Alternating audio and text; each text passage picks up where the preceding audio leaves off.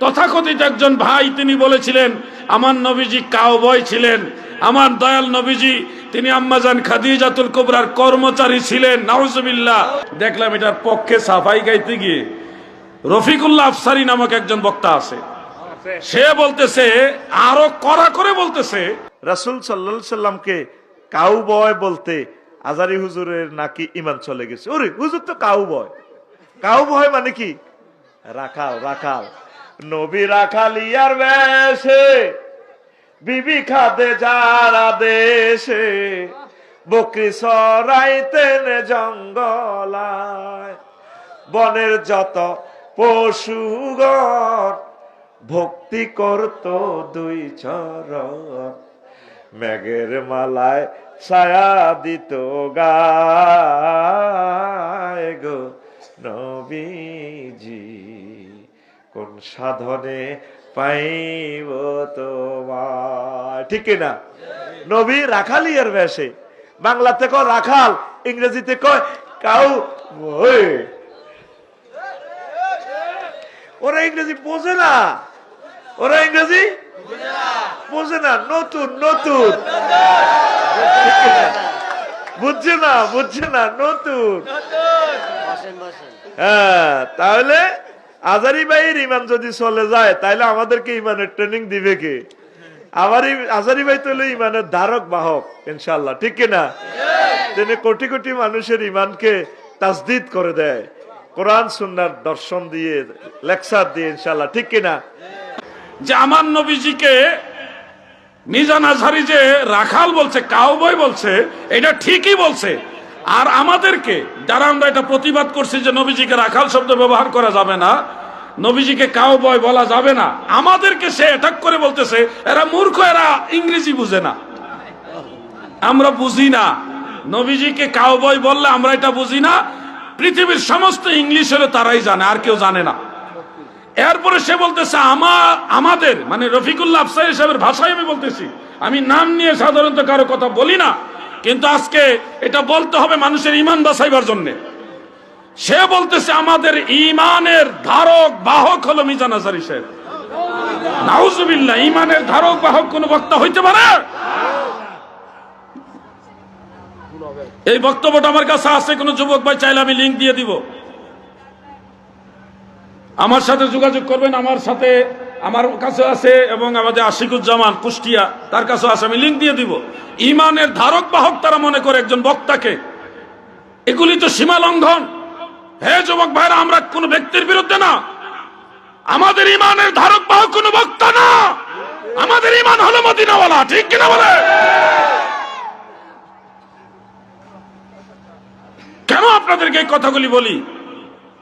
বলার মূল কারণ হলো ঈমান। ঈমান এমন জিনিস, মনে রেখো হে চট্টগ্রামের মুমিন মুসলমান, হে বাংলার মুমিন মুসলমান, মনে রেখো জান গেলে জান পাওয়া যাবে, কিন্তু ঈমান গেলে ঈমান পাওয়া যাবে না। হয়তো ভাবতেছেন জান গেলে জান পাওয়া যায় কিভাবে? তুমি যদি ঈমানের জন্য জান দিয়া দাও, তুমি মরার পরে কবরের মধ্যে জান ফিরে পাইবা। কিন্তু যদি ঈমান হারাইয়া মরো, আর ঈমান ফিরে পাবে না।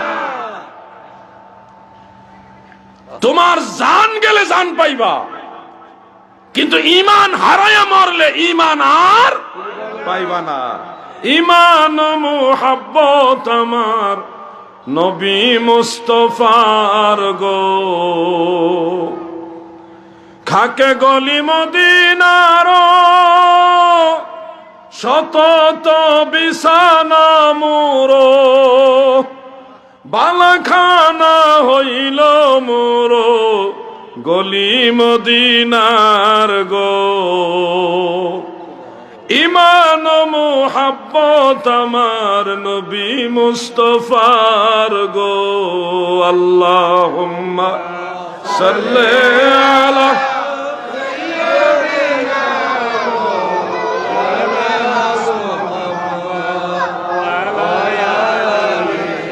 সাইয়্যিদিনা মাওলানা।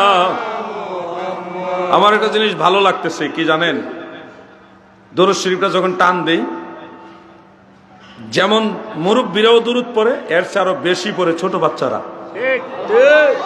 এটা আমার আসলে সত্যি প্রশংসনীয় ব্যাপার। এটা ছোট বাচ্চারা যেভাবে মহব্বত নিয়ে দুরূদ শরীফটা টান মারে, আমি আশ্চর্য হই যে এরা আসলে নবী পাকের মহব্বত এই শিশুকাল থেকেই বুঝতেছে। আল্লাহ তাদের দুনিয়া এবং আখিরাত উজালা করুক, বলে না আমিন। আল্লাহুম্মা সাল্লি আলা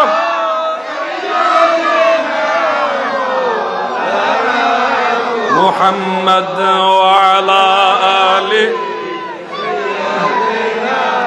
মাওলানা। আমার দাদু ভাইরা গভীর মনোযোগ। এই ফিতনার যুগে আপনাদেরকে মন মানসিকতাটা মদিনাওয়ালার দিকে ঘোরাতে হবে, অন্যথায় ঈমান বাঁচাইতে পারবেন না গো। আমাদের ঈমান কোনো বক্তা কেন্দ্রিক না, আমাদের ঈমান কোনো নির্দিষ্ট দরবার কেন্দ্রিক না, আমাদের ঈমান হলো মদিনাওয়ালা কেন্দ্রিক। সুন্নি জামাতের প্রত্যেকটা আলেমকে জিজ্ঞাসা করবেন, সুন্নি জামাতের সকল পীর মাশায়েখদেরকে জিজ্ঞাসা করবেন, হুজুর আপনাদের ঈমান কোন মুখী, কার মুখী? সুন্নি পীর মাশায়েখ উলামায়ে কেরাম এক বাক্যে নিঃশর্তে নিঃস্বার্থে বলবে, আমাদের ঈমান মদিনাওয়ালা মুখী। ঈমান ও মুহাব্বত আমার নবী মুস্তাফার গো। এই জায়গাটা আমরা সুন্নিরা খুব শক্ত। বলবেন সুন্নিরা বেশি আমল করে না। ভাই আমরা আসলে যদি বলি যে 5 ওয়াক্ত নামাজ পড়া, সুন্নত নফল এগুলি পড়ি, কিন্তু অনেক সময় দেখা যায় চাস্তের নামাজ, আওয়াবিন নামাজ, ইশরাকের নামাজ, আরো অনেক নামাজ আছে, তাহাজ্জুদ নামাজ, সবগুলি সালাতুত তাসবিহের নামাজ, অনেক কিছু আমরা অনেক সময় আমল করতে পারি না। দুর্বলতা স্বীকার করলে দোষ নাই। আমাদের মধ্যে আলহামদুলিল্লাহ যদ্দুর পারি চেষ্টা করি আমল করার জন্য। ফরজ, ওয়াজিব, সুন্নত, নফলও কিছু করি, কিন্তু এর চেয়ে বেশি কিছু করতে পারি না। হ্যাঁ, মাঝে মধ্যে জিকিরের মাহফিলে বসি, মাঝে মধ্যে মাজার কবর জিয়ারতে যাই, অনেক সময় দেখা যায় ওয়াজ মাহফিলে যাই, দুরূদ শরীফ পড়ি, মোনাজাত করি, এই আমলগুলি আমরা করি। কিন্তু তুলনামূলকভাবে আপনি দেখেন যাদেরকে আমরা ওয়াহাবি বলি, তারা ফরজ নামাজটা কোনো মতে পড়া নামাজের পরে আর দোয়া করতে রাজি হয় না। এখানে তারা আমাদের সাথে 1 পয়েন্ট কমে গেল। আমরা ওয়াজিব পড়ি, তারাও ওয়াজিবটা আদায় করে, সুন্নত আমরা বেশিরভাগ পড়ি, তারা বেশিরভাগ পড়ে না। যেমন আমরা সুন্নিরা বেশিরভাগই সুন্নত নামাজগুলি পড়ার চেষ্টা করি, মাগরিবের পরে 2 রাকাত সুন্নত পড়া নফলটাও পড়ার চেষ্টা করি, এশার নামাজের 4 রাকাত সুন্নত, এরপরে ফরজের পরে 2 রাকাত সুন্নত, তারপরে নফল আছে এটাও আমরা পড়ি, ভিতরের আগের নফলও পড়ার চেষ্টা করি, শেষেরটাও পড়ার চেষ্টা করি, প্রত্যেকটা সুন্নতের উপরে আমরা আমল করার চেষ্টা করি। যেমন ঝগড়া, যুদ্ধ, এই ওয়াহাবিদের সাথে আমাদের ঝগড়াই হইল সুন্নত আর নফল নিয়া। যেমন আমরা কাবলাল জুমা 4 রাকাত সুন্নত জুমার দিন আছে, এটার পক্ষে দলিল দেই, আর তারা এটা নাজায়েজ বানাইবার চেষ্টা করতেছে। কথা বুঝতেছে না? উল্টা না বিষয়টা। আমরা তো আমল করি, বরং এটাকে এস্টাবলিশ করার জন্য দলিল সাবমিট করি, আর তারা এটা জোর করে নাজায়েজ বানাইতে চায়।